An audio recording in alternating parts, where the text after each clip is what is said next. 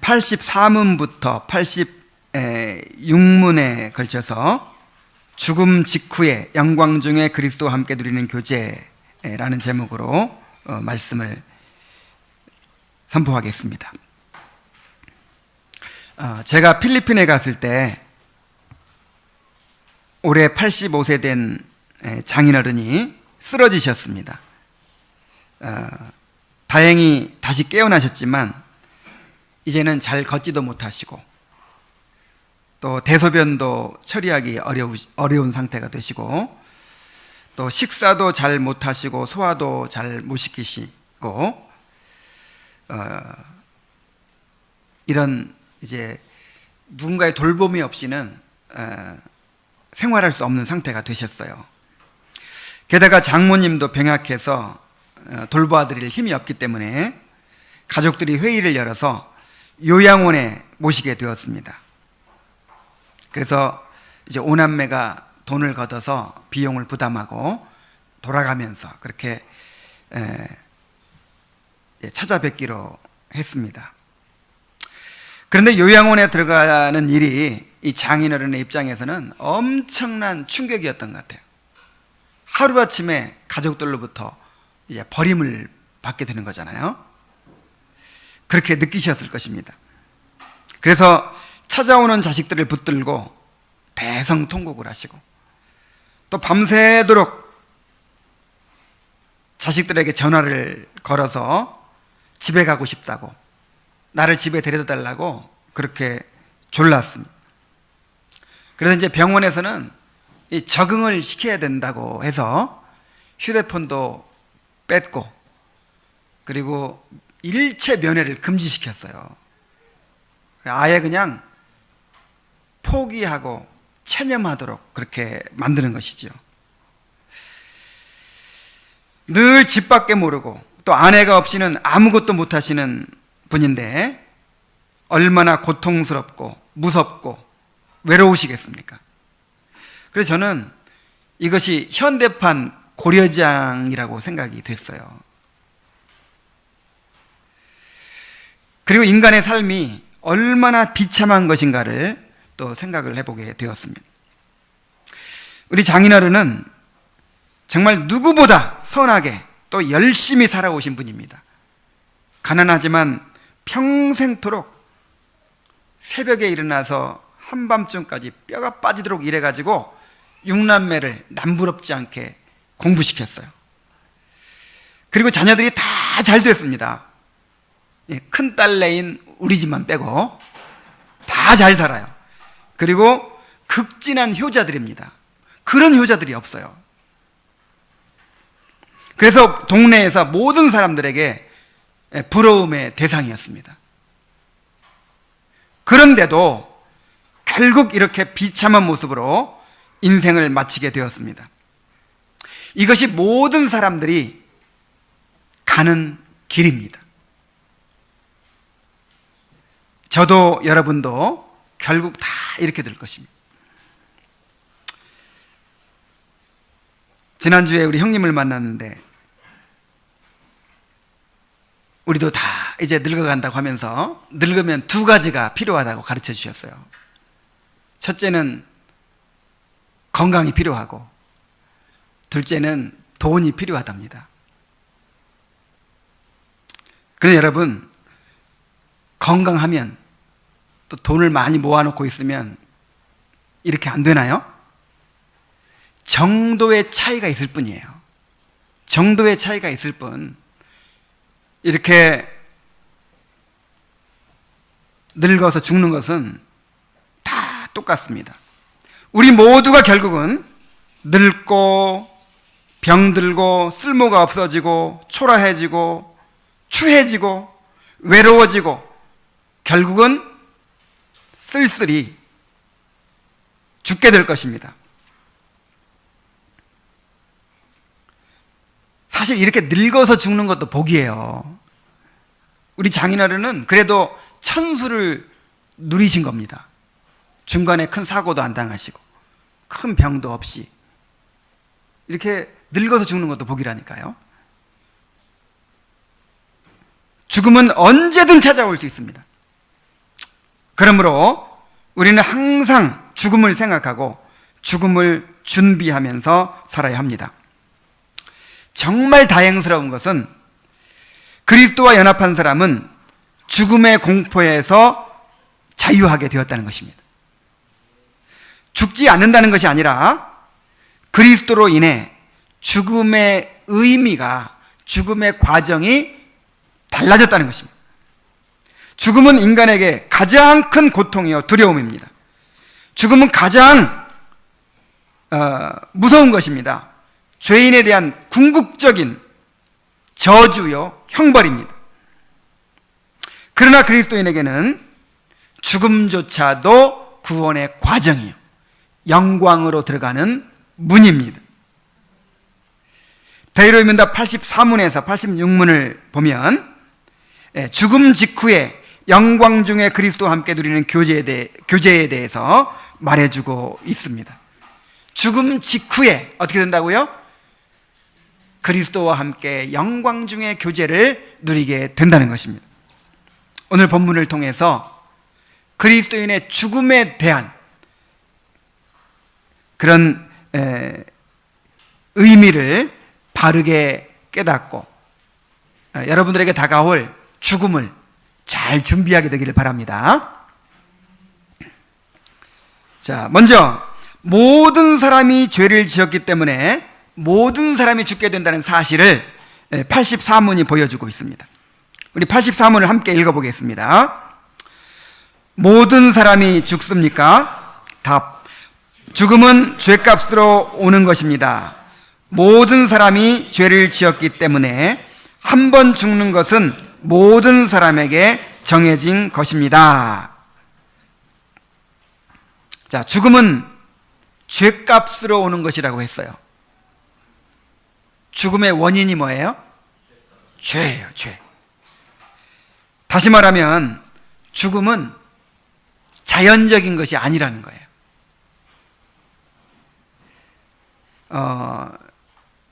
이 자유주의 신학자들이나 또 일부 이제 어떤 사람들 중에서는 이 죽음이 자연적인 것이라고 생각하는 사람들도 있어요. 다시 말하면 하나님께서 처음에 인간을 창조하실 때부터 그렇게 죽도록 창조하셨다는 거죠. 그래서 에덴 동산에서도 죽음이 있었을 것이다. 그렇게 이야기를 합니다. 그러나 성경은 분명하게 말하기를 죽음은 자연적인 것이 아니고 죄로 말미암아 온 것이라고 그렇게 말하고 있습니다. 로마서 5장 12절에 보면은 그러므로 한 사람으로 말미암아 죄가 세상에 들어오고 죄로 말미암아 사망이 들어왔나니 이와 같이 모든 사람이 죄를 지었으므로 사망이 모든 사람에게 이르렀느니라 그랬어요. 자, 죄를 지었기 때문에 사망이 왔다고 했어요.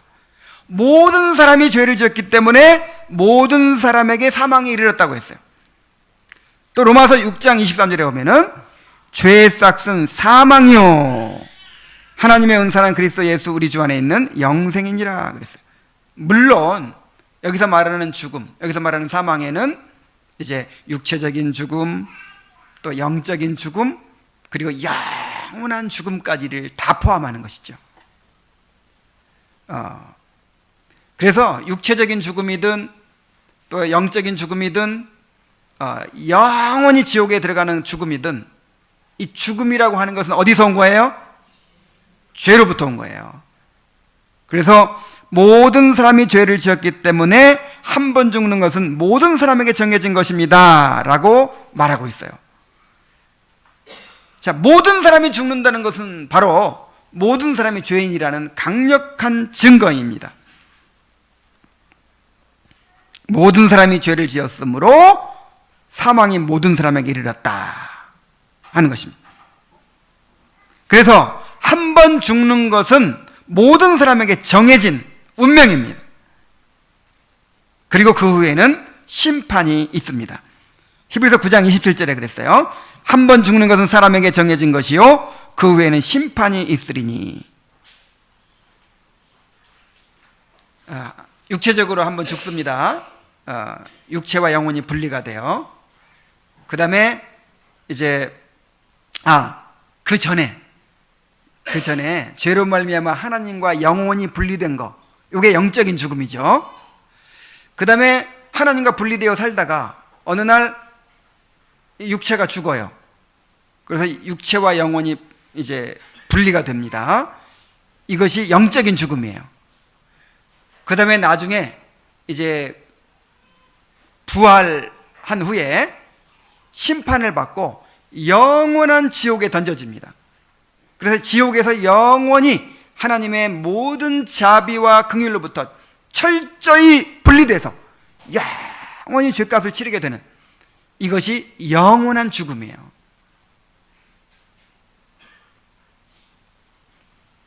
자, 이렇게 영적으로 죽은 사람들이 육체적으로도 죽게 되고 그 다음에 영원히 죽게 되는, 이것이 모든 사람들이 맞이하게 될 운명이라는 거예요. 자, 그렇다면 그리스도인의 죽음은 어떻게 되는 것입니까?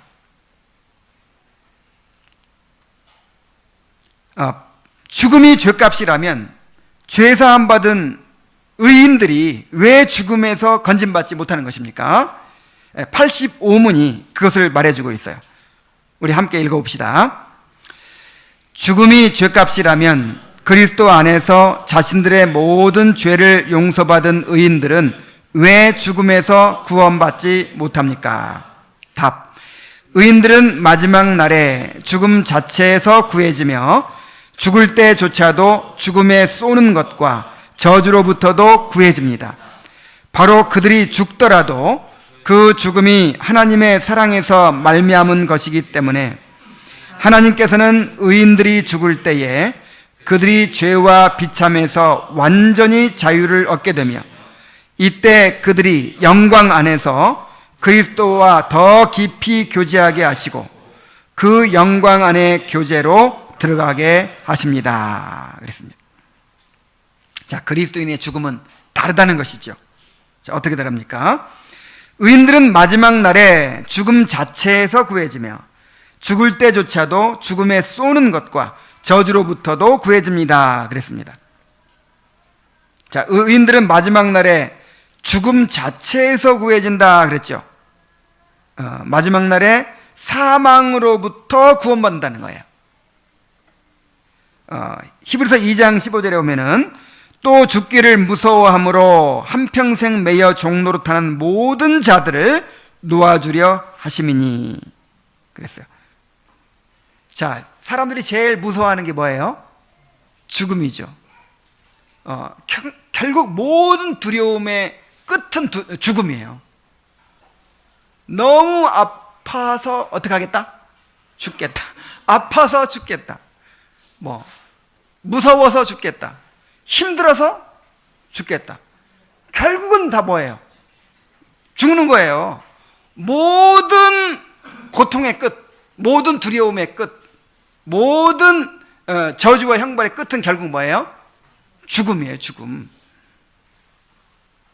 그래서 모든 사람이 죽음에 매여서 죽음의 노예로 살아가는 거예요.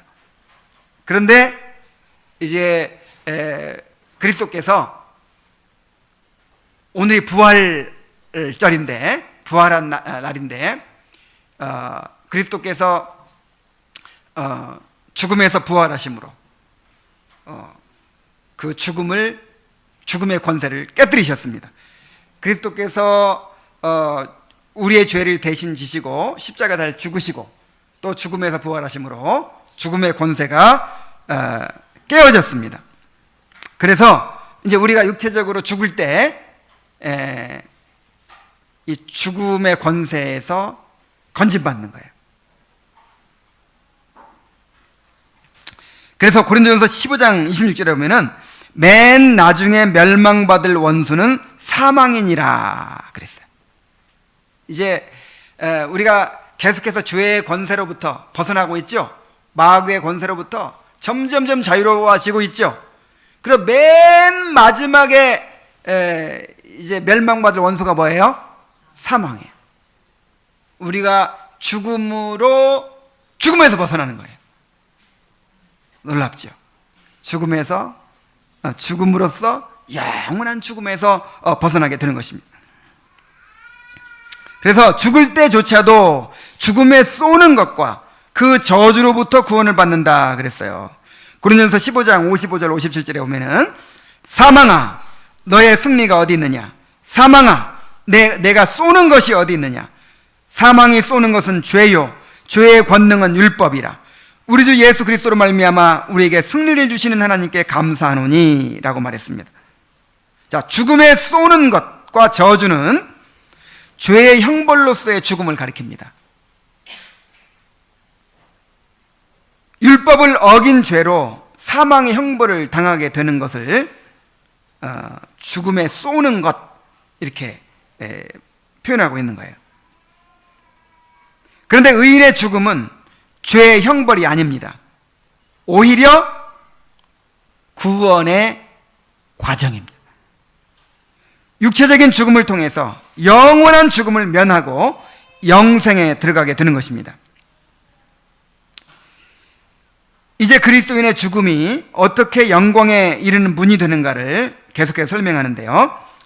비록 그들이 죽더라도 그 죽음이 하나님의 사랑에서 말미암은 것이기에 하나님께서는 의인들이 죽을 때에 그들이 죄와 비참에서 완전히 자유를 얻게 되며 이때 그들이 영광 안에서 그리스도와 더 깊이 교제하게 하시고 그 영광 안의 교제로 들어가게 하십니다 그랬어요. 자, 의인의 죽음은 죄를 대적하시는 하나님의 진노가 아니라 하나님의 사랑으로 말미암은 것이다 그랬어요. 이사야 57장 1절로 2절에 보면은 의인이 죽을지라도 마음에 두는 자가 없고 진실한 이들이 거두어감을 당할지라도 깨닫는 자가 없도다. 의인들은 악한 자들 앞에서 불리어 가도다. 그들은 평안에 들어갔나니 바른 길로 가는 자들은 그들의 침상에서 편히 쉬리라. 자, 악인들이 횡행하고 막 박해를 하고 의인들을 그렇게 핍박하는 그런 상황에서 하나님께서 의인들을 불러가신다는 거예요. 그래서 세상 사람들 보기에는 이렇게 죽임을 당하는구나, 이렇게 불쌍하게 죽는구나 그러는데 하나님께 사랑하셔서 데려가셨다는 거예요. 사랑하셔서. 어떻게 하시려고? 편히 쉬게 하시려고. 이제 안식을 주시려고. 더 이상 이 죄악 세상에서 고난당하지 않고 더 이상 그렇게 죄에 시달리지 않고 이제 안식을 주시기 위해서 데려가셨다는 거예요. 열왕기하 22장 20절에 보면 하나님께서 요시야 왕에게 이렇게 약속을 주십니다. 그러므로 내가 너의 열조에게 돌아가서 평안히 묘실로 들어가게 하리니 내가 이곳에 내리는 모든 재앙을 내가 눈으로 보지 못하리라 하셨느니라. 여러분, 오래오래 사는 게 복이에요? 아니면 주님께서 얼른 데려가셔서 그 약속된 안식을 누리게 하는 게 복이에요? 이 요시야 왕의 경우를 보면요, 요시야 왕한테 이런 약속을 주시는 거예요. 앞으로 바벨론이 침략을 해와가지고 그야말로 예루살렘을 파괴하고 모든 사람이 포로로 잡혀가고 그야말로 그냥 엄청난 그런 이제 고통, 고난의 회오리가 닥쳐올 거예요. 근데 내가 너는 자비를 베풀어서 데려가 주겠다. 그래서 이 험한 꼴을 안 보게 해주겠다. 뭐가 축복이에요? 120살, 200살까지 살아가지고 이 온갖 세상의 죄악들을 다 보고 험한 꼴 다 보고 그렇게 살고 싶어요?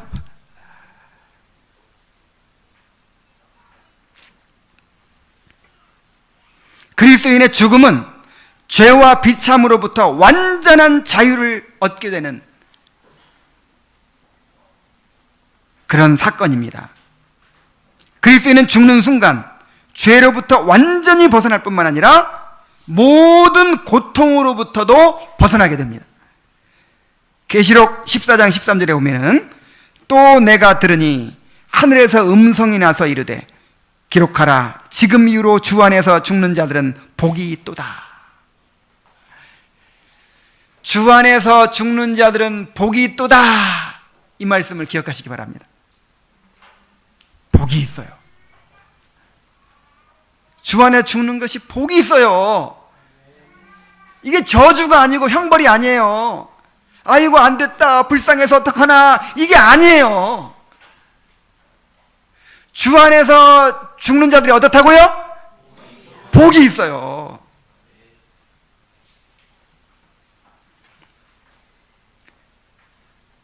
성령이 이르시되 그러하다. 그들이 수고를 그치고 쉬리니 이는 그들의 행한 일이 따름이라 하시더라. 이제 안식을 누리는 거예요. 우리가 그토록 꿈에 그리던 그 주님의 안식을 누리게 되는 거예요. 에베소 5장 27절에 자기 앞에 영광스러운 교회로 세우사 티나 주름 잡힌 것이나 이런 것들이 없이 거룩하고 흠이 없게 하려 하심이라. 우리를 그냥 완전한 성화를 이루어서 그리스도의 형상으로 만드시는 것이 주님의 목적인데, 이게 언제 이루어져요? 우리가 죽을 때 이루어져요. 우리가 죽을 때 우리의 영혼의 성화가 이루어져요. 죄로부터 완전히 벗어나게 됩니다. 그래서 여러분, 우리가 예수 믿는다고 해서 고난을 면제해 주지 않으시죠? 오히려 고난을 통해서 우리의 성화를 이루어 가십니다. 이 고난을 통해서 우리의 구원을 이루어 가십니다. 마찬가지로 이 고난의 끝은 뭐예요? 죽음이잖아요. 이 죽음을 면제해 주는 대신에 죽음을 통해서 이 죄와 비참으로부터 완전히 해방되게 하시는 거예요. 죽음을 통해서 우리의 성화가 완성되게 하시는 거예요. 그러니까 죽음이 얼마나, 그리스도 안에서의 죽음이 얼마나 복된 것입니까?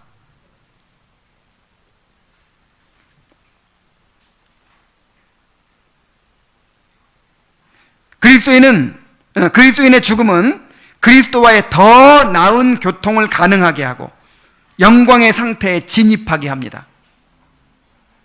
우리의 소원이 뭐예요? 주님과 더 연합하는 것이지요. 주님을 더 사랑하게 되는 것이고, 주님과 더 연합하게 되는 것이고, 주님의 영광을 보는 것이지요. 근데 그 소원이 언제 이루어져요? 지금은 안 돼요. 지금은 이 부패한 육신 때문에 지금은 희미하게밖에 볼 수 없어요. 그러나 이 부패한 육신을 벗어버리고 이 육체를 벗어날 때 우리가 그리스도를 직접 보게 됩니다. 그리스도와 완전한 연합을 경험하게 됩니다. 주님의 영광에 참여하게 되는 것입니다. 그래서 바울은 어서 빨리 육신을 벗어버리고 그리스도와 연합하고 싶어 했습니다. 빌립보서 1장 23절에 보면은 내가 그 둘 사이에 끼었으니, 이 둘이 뭐예요? 아이고, 내가 좀 더 살아야 우리 성도들 더 말씀을 전해주고 또 믿지 않는 사람 더 전도를 하지, 뭐 이런, 이제 더 살아야 될 이유가 있는 거죠. 근데 진짜 마음의 소원은 뭐예요? 빨리 육체를 벗어버리고 주님께로 가고 싶은 거예요. 여러분도 그렇죠? 우리가 살아있어야 우리 자녀들 돌보죠.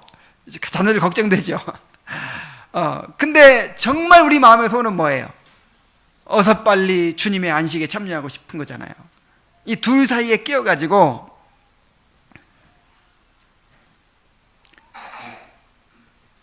끼어있다. 그런데 차라리 자기가 원하는 것은 세상을 떠나서 그리스도와 함께 있는 것이 훨씬 더 좋은 일이라 그렇게 하고 싶구나 그랬어요. 뭐가 훨씬 더 좋은 일이에요?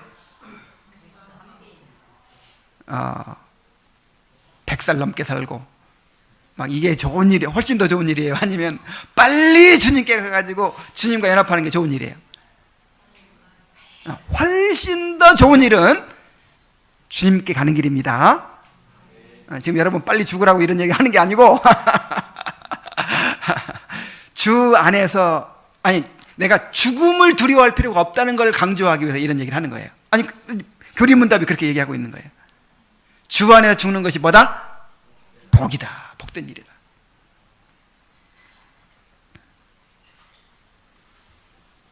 자, 이제 86문에서 그리스도인이 죽음 직후의 영광 중에 그리스도와 함께 누리는 교제가 무엇인가를 더 구체적으로 이야기합니다. 자, 86문을 함께 읽겠습니다. 자, 시작. 보이지 않는 교회의 지체들이 죽음 직후의 영광 중에 그리스도와 함께 누리는 교제는 무엇입니까? 답. 보이지 않는 교회의 지체들이 죽음 직후에 영광 중에 그리스도와 함께 누리는 교제는 다음과 같습니다. 그들의 영혼은 완전히 거룩해지며 그들은 가장 높은 하늘로 받아들여집니다. 거기서 그들은 빛과 영광 중에 하나님의 얼굴을 배우며 자신들의 몸이 온전히 구속되기를 기다립니다. 죽음 가운데서도 그들은 그리스도와 계속해서 연합되어 있고 마지막 날에 그들의 몸이 그들의 영혼과 다시 연합할 때까지 무덤 안에서 마치 잠자듯 쉽니다. 반면에 악인들의 영혼은 죽을 때에 지옥에 던져지고 거기서 고통과 깊은 흑암 안에 남겨지게 되며 그들의 몸은 부활과 심판이 있는 큰 날까지 감옥에 갇혀 있듯 무덤 안에 있게 됩니다. 자, 죽음 이후에 우리 영혼의 상태는 어떻게 됩니까? 첫째로 그들의 영혼은 완전히 거룩해지며 그랬어요. 히브리서 12장 23절에 하늘에 기록한 장자들의 총회와 교회와 만민의 심판자이신 하나님과 및 온전케 된 의인의 영들과 그랬죠. 이 온전케 된 의인의 영들이 뭐냐면 죽은 성도들의 영혼을 가리키는 거예요. 자, 우리의 성화가 언제 완성됩니까? 우리가 죽을 때 우리의 영혼의 성화가 완성되는 거예요. 이제 부활할 때 우리 육체의 성화가 완성됩니다. 그래서 실질적으로 이제 우리가 죽을 때 죄로부터 영원히 분리되는 거예요. 죄로부터. 그리고 그들은 가장 높은 하늘로 받아들여집니다. 그랬어요. 가장 높은 하늘이 어디예요? 성경의 이 유대인의 사고방식으로는 이 성경에 하늘이 여러 층으로 되어 있다 이렇게 생각을 했어요. 일단 우리가 보이는 우리 눈으로 볼 수 있는 이 하늘이 있죠. 이 한 뭐 대기권이라고 합시다. 그냥 편안하게 이렇게 새가 나르고 이렇게 구름이 떠 있는 이 공중, 이 하늘이 있고, 그 다음에 저 무한히 크게 보이는 우주가 있고, 그 다음에 그 너머에 하나님이 계시는 하늘이 있다고 믿었어요. 그래서 3층 천이라 그래요. 3층 천. 그래서 가장 높은 하늘이라고 하는 것은 이 우주 말고 영적 하늘을 말하는, 영적 하늘, 이 우주 공간 말고 영적 하늘, 하나님이 계신 곳. 그래서 그를 성경에서는 낙원이라고도 부릅니다. 누가복음 23장 43절에 예수께서 이르시되 내가 진실로 내게 이르노니 오늘 내가 나와 함께 낙원에 있으리라, 이렇게 말씀하시죠. 그 십자가, 예수님의 십자가 옆에서 또 십자가에 달린 강도가 죽어가면서 예수님께 간구했죠. 주님의 나라에 임하실 때 나를 기억하소서. 이 사람은 예수님이 하나님 나라의 왕이신 것을 알았어요. 그래서 이제 예수님께서 죽으시는 순간 이 하나님 나라에 들어가실 것을 아는 거예요. 그래서 주님의 나라에 들어가실 때 누구를 기억하소서? 나를 기억하소서, 나를 구원해 주소서 하는 것이죠. 그때 이렇게 약속하십니다. 내가 진실로 내게 이르노니 오늘. 언제? 왜 오늘이죠? 오늘 죽잖아요. 오늘 죽는 순간 내가 나와 함께 낙원에 있으리라. 자, 이 말씀을 통해서 볼 때 구원받은 영혼들은 죽는 순간 어디로 가요? 낙원으로 가요. 하나님의 보좌가 있는 곳, 그리스도께서 인성을 입으시고 왕으로 다스리고 계시는 곳, 그 하늘로 가요. 고린도후서 5장 8절에 바울은 이렇게 말합니다. 우리가 담대하여 원하는 바는 차라리 몸을 떠나 주와 함께 있는 그것이라. 자, 세상 사람들은요, 죽는 거 무서워하죠. 막 죽음에 매여 있죠. 이거 죽으면 어떡하나. 그런데 우리는 뭐라고 해요? 담대해서, 이 죽음에 대해서 담대해요. 그리스도인은 담대하여 차라리 이 몸을 떠나 주와 함께 있고 싶다, 이런 소원을 가진 사람들이라 이 말이에요. 자, 하늘에 가서 우리가 뭐 하고 있을까요? 하늘에 가서 거기서 그들은 빛과 영광 중에 하나님의 얼굴을 배우며 그랬어요. 야, 우리가 죽는 순간 어디로 올라가요? 하늘로 올라가서 하나님을 배우는 거예요.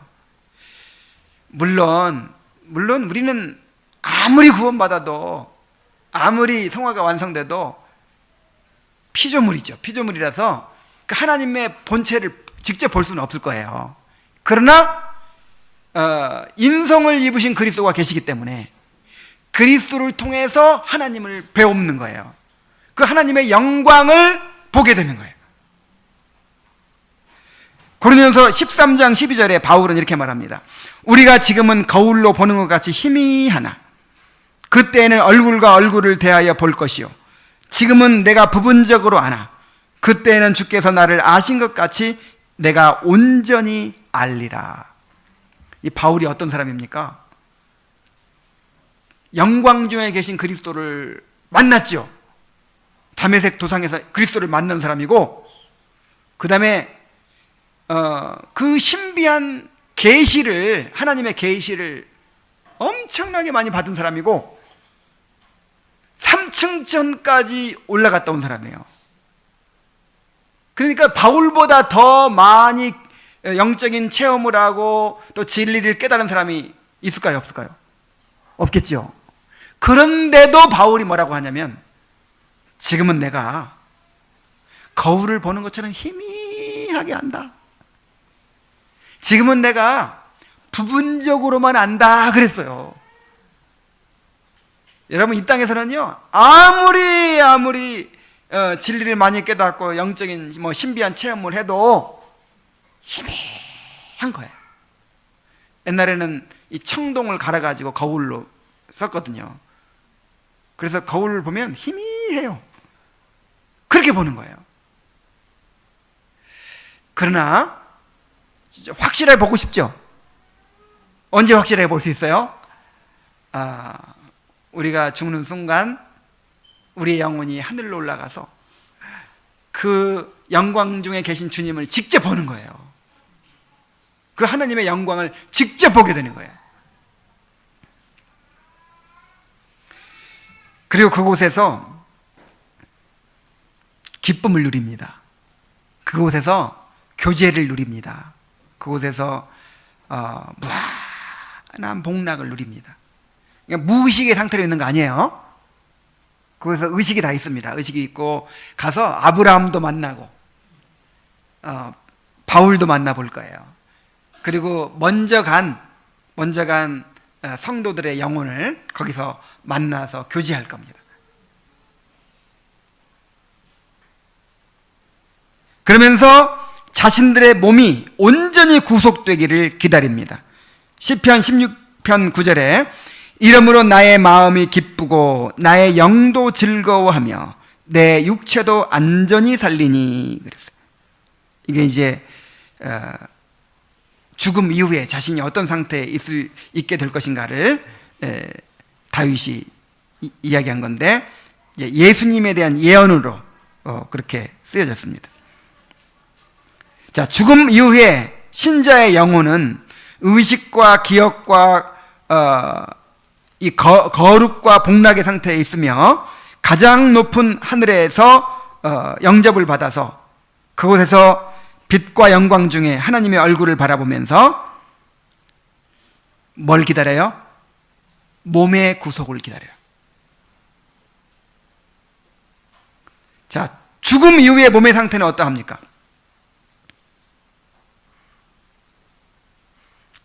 자, 우리가 이제 이렇게 죽는 순간 우리의 영혼의 성화가 완성되고 이제 하늘로 올라가서 이제 무한한 복락을 누린다고 했죠. 그런데 이 상태가 구원의 완성은 아니에요. 이 상태가 성경에서 말하는 천국이 아니에요. 그냥 하늘이에요. 낙원이에요. 자, 천국은 언제 이루어집니까? 구원의 완성 언제 이루어집니까? 부활 때 이루어져요. 아직 영혼은 구원받았지만, 영혼의 구원은 완성됐지만 육체가 아직 완성이 안 됐잖아요. 인간은 육체와 영혼으로 이루어졌잖아요. 육체와 영혼이 합해져야 완전한 인간이 되는 거예요. 그래서 이제 몸이 부활하고, 몸도 부활하고, 이 폐허가 된 이 세계가 완전히 새하늘과 새 땅으로 그렇게 새롭게 창조되었을 때 이제 하늘이 이 땅에 임하는 거예요. 하늘의 세계와 이 땅의 세계가 합해지는 거예요. 그러면서 천국이 이루어지는 것입니다. 이제 하나님 나라가 완성되고 우리의 구원이 완성되는 것입니다. 그래서 그때까지 우리의 몸의 상태는 어떠하겠습니까? 죽음 가운데서도 그들은 그리스도와 계속해서 연합되어 있게 됩니다. 자, 우리가 죽었어도 그리스도와 연합되어 있는 것입니다. 근데 그리스도와 연합되어 있다고 할 때 영혼만 연합되어 있는 게 아니에요. 우리 육체도 연합되어 있는 거예요.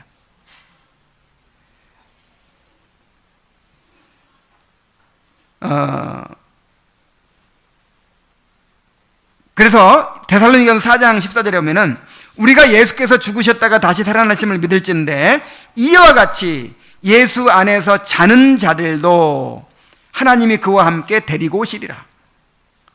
자, 주로 몸을 말한 거죠. 잔다고 할 때는 영혼을 말하는 거예요, 몸을 말하는 거예요? 몸을 말하는 것입니다. 이거 오해하면 안 돼요. 영혼이 자는 걸로 생각하면 이건 이단이 돼요. 이걸 영혼 수면설이라고 하거든요. 칼빈이 맨 처음 쓴 글이 영혼 수면설에 대한 반박 글이었어요. 이 안식교인들이 영혼 수면설을 주장하거든요. 이 안식교인들은 우리가 죽으면 예수님이 재림하실 때까지 그냥 잔다고 해요. 잔다고. 아무 의식도 없이 잔대요. 그러나 그렇지 않습니다. 잔다는 것은 육체지 영혼이 아니에요. 영혼은 하늘에서 의식을 가지고 이 기뻐하고 즐거워하고 교제하고 그렇게 이제 하늘에 있는 것이죠. 그리스도 안에서 죽은 자들의 육체를 그리스도 안에서 자는 자들이라고 표현하는 것입니다. 그들은 그리스도께서 재림하시는 날 부활하게 될 것입니다. 그래서 마지막 날에 그들의 몸이 자신들의 영혼과 다시 연합할 때까지 무덤 안에서 마치 잠자듯 쉽니다. 이사야 57장 2절에 보면은 그들은 평안에 들어갔나니 바른 길로 가는 자들은 그들의 침상에서 편히 쉬리라. 욥기 19장 26절 27절에 보면은 내 가죽이 벗김을 당한 뒤에도, 가죽이 벗김, 이제 그 욥은 이 육체를 가죽으로 묘사했어요. 그럼 속 안에 있는 건 뭐예요? 영혼. 그래서 가죽이 벗김을 당하고 영혼은 하늘로 가고, 그렇게 된 뒤에 내가 육체 밖에서 하나님을 보리라. 내가 그를 보리니 내 눈으로 그를 보기를 낯선 사람처럼 하지 않을 것이라. 내 마음이 초조하구나. 욥은 극한 고난 가운데 이제 내가 죽게 되었구나 이런 생각을 하게 될 때 어떤 소망을 가졌어요? 야, 이제 내가 드디어 이 낡은 집을, 낡은 장막을 벗을 때가 됐구나. 그러면 내가 이 가죽 밖에서 내가 하나님을 보리라. 이런 소망을 가졌어요.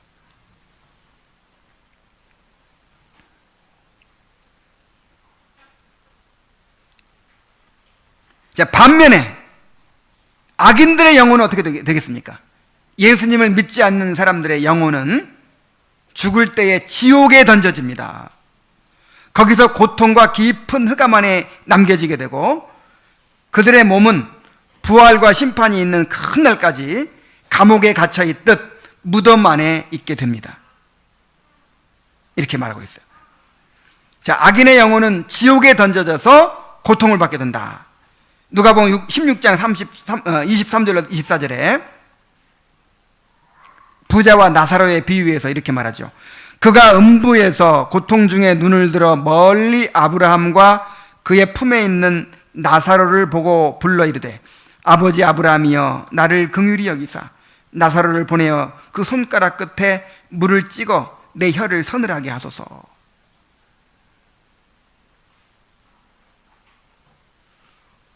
그러니까 그 의인의 영혼이, 이제 의인도 죽으면 영혼과 육체가 분리되고 악인도 죽으면 영혼과 육체가 분리되죠. 그래, 의인의 영혼은 어디로 가요? 하늘로 가요. 그럼 악인의 영혼은 지옥으로 가요. 그래서 의인의 영혼이 안식과 복락을 누리듯이 악인의 영혼은 지옥에서 고통을 받는 거예요. 고통을 받으면서 뭘 기다려요? 부활과 심판을 기다려요. 그들은 지옥에서 고통을 받으며 부활과 심판을 기다립니다. 그래서 이제 부활한 다음에는 심판을 받고 영원한 지옥에 던져집니다. 그래서 이제 우리가 죽자마자 가는 하늘, 그리고 나중에 이제 부활해서 완성된 천국, 이게 구별이 되죠. 그래서 악인들도 구별이 될 거예요. 죽자마자 영원히 가는 지옥, 또 부활해가지고 이제 심판받은 다음에 영원히 던져지는 지옥, 좀 다르겠죠. 그래서 이걸 어떻게 생각하면 되냐면, 여러분 죄인들이 재판받기 전에도 구속되죠. 지금 이번에 이명박 대통령 구속됐잖아요. 이제 이게 미결수죠, 미결수.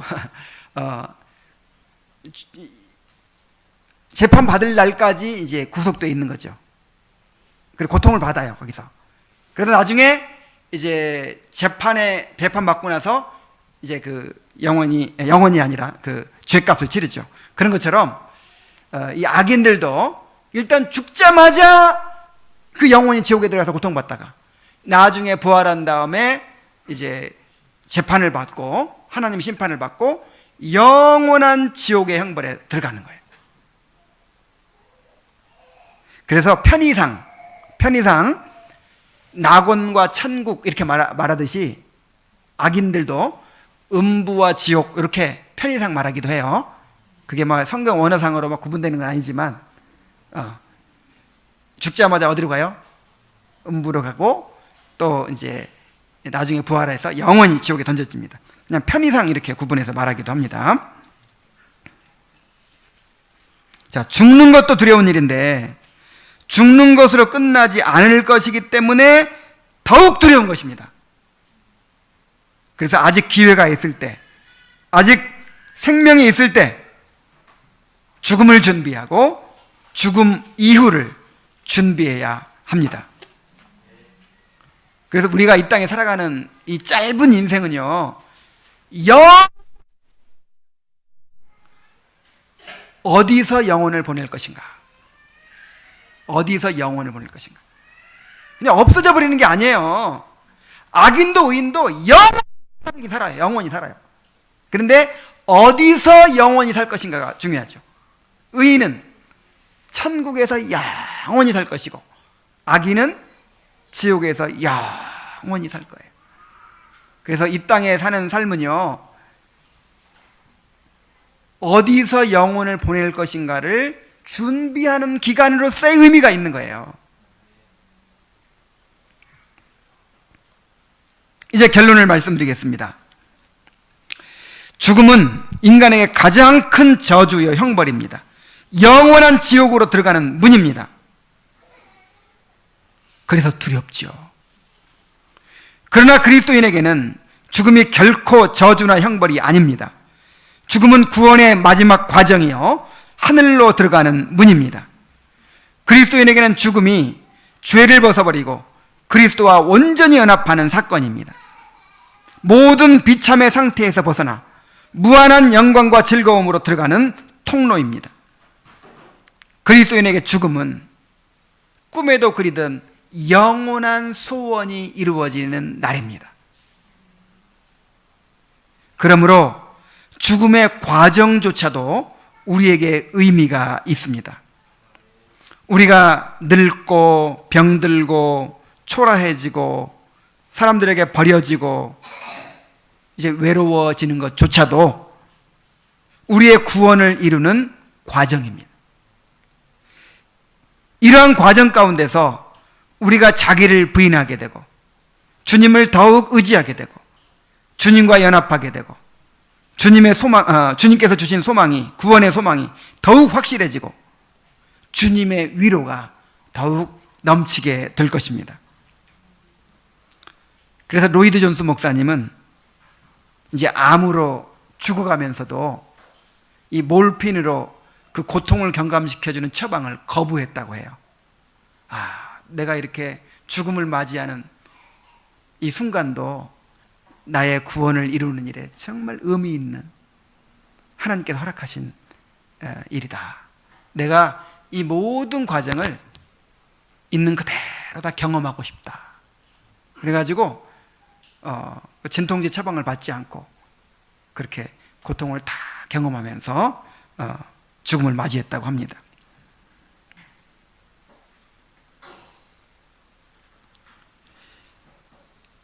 저는 저의 장인이 남은 시간 동안 예수님을 영접하고 이러한 소망을 가지게 되기를 기도하고 있습니다. 아직까지 예수님을 받아들이지 않고 있지만 남은 시간이 얼마나 되는지 모르겠지만 이제 기회 있을 때마다 복음을 전하고 또 그리스도께서 긍휼히 여겨주시기를 그렇게 구하려고 합니다. 그리고 앞으로 저도 반드시 그렇게 될 것인데 그때 제가 어떤 마음으로 죽음을 맞이해야 할 것인가를 생각해 보았습니다. 그래서 이렇게 글을 적어봤어요. 그때가 되면 나는 드디어 이 부패한 육신을 벗어버리고 영광의 주님 앞에 나아갈 때가 되었음을 인식하고 마음 가득히 기대와 소망을 품고 마지막 시간을 맞이해야겠다. 나의 육체가 병들어 쇠약해지고 내 모습이 추해지고 내가 더 이상 쓸모가 없어지고 아무도 찾는 이가 없이 외로워질 때 눈을 들어 내 사랑하는 주님을 바라보아야겠다. 날마다 주님의 약속을 묵상하고 기도하면서 주님과 교제해야겠다. 지나온 인생을 돌아보고 모든 죄를 회개하며 이 무가치한 인생에게 베푸신 주님의 무한한 은혜를 헤아리며 주님께 감사해야겠다. 그리고 마음에 남은 한 점의 그늘도 없도록 모든 사람들에게 용서를 빌고 또한 모든 사람들을 용서해야겠다. 그리고 모든 사람들을 축복하면서 마지막을 맞이해야겠다. 나의 고통에만 집중하면서 사람들에게 기대하고 요구하기보다 이 땅에 남겨질 사랑하는 이들을 먼저 생각해야겠다. 그들을 주와 및 그 은혜의 말씀께 부탁하면서 내 숨이 끊어질 때까지 마음을 다해서 그들을 사랑해야겠다. 그리고 내가 이렇게 죽음을 맞이할 수 있도록 지금부터 경건을 훈련하며 죽음을 준비해 가야겠다. 이 말씀을 듣는 모든 사람들이 죽음 직후에 영광 중에 그리스도와 함께 누리는 교제에 참여하게 되기를 바랍니다. 기도하겠습니다.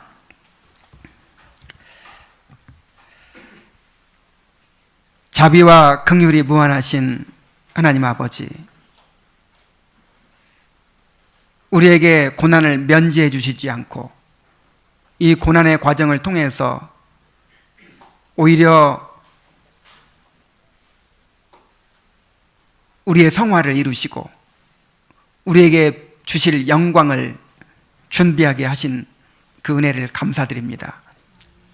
또한 우리에게 육체의 죽음을 면제해 주시는 대신에 육체의 죽음을 통해서 우리의 구원을 완성하시고 우리가 영광의 문으로 들어갈 수 있게 인도해 주신 은혜를 감사드립니다.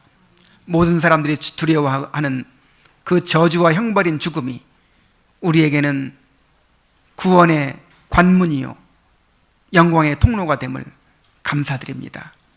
아버지 하나님, 참으로 주 안에서 죽는 자들이 복이 있다고 하셨기 때문에 그렇게 죽어가는 모든 과정조차도 다 의미가 있고 우리에게 복이 되는 줄로 믿습니다.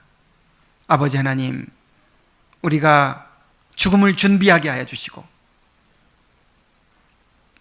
참으로 두려워하지 않고 기쁨으로 소망 가운데 그렇게 죽음을 맞이할 수 있도록 인도하여 주옵소서. 이 가운데 있는 모든 성도들이, 모든 영혼들이 죽음 직후에 그리스도와 함께 누릴 영광의 교제에 참여할 수 있도록 인도하여 주옵소서. 예수님의 이름으로 기도하옵나이다. 아멘.